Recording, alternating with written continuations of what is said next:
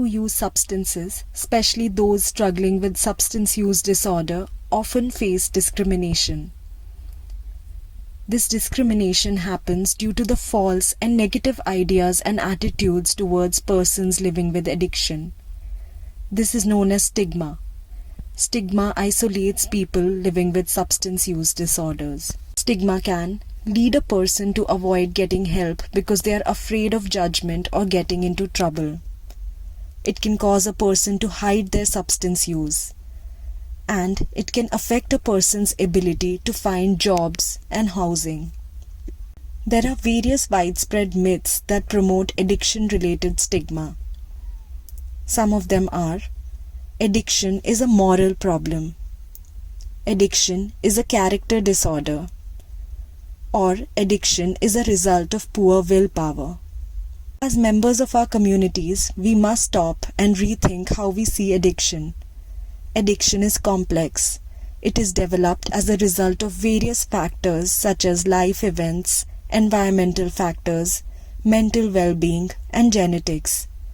It is important to understand that substance use disorder is recognized as a diagnosable medical condition that is chronic.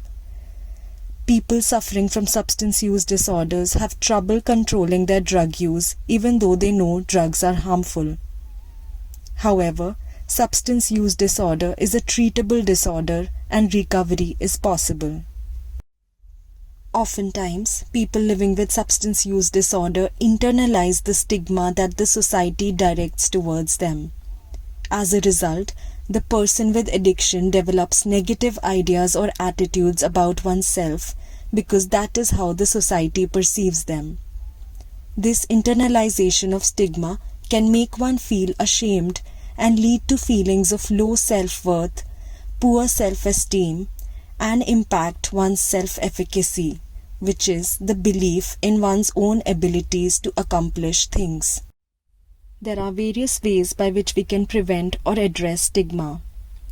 With the help of reliable resources, inform yourself and others about addiction and substance use disorders. Pass on facts and challenge stereotypes. Acknowledge the person living with addiction as a human being who should be treated with dignity, care, and respect. Be aware of your own attitude and behavior. Recognize that your own experience or lack of experiences should not be used to make assumptions or judgments about persons living with addiction. See the person with addiction for who they are and what they can be, and not by the substances that they use. The language we use has direct and deep impact on people. Stigma can be reduced by changing the words we use to talk about substance use. Use person-first language and avoid using hurtful labels. For example, saying person who uses substances instead of drug addict. Using neutral or medically accurate words when describing substance use. Avoid using slang such as addict and junkie. Using language that shows concern and care rather than judgment.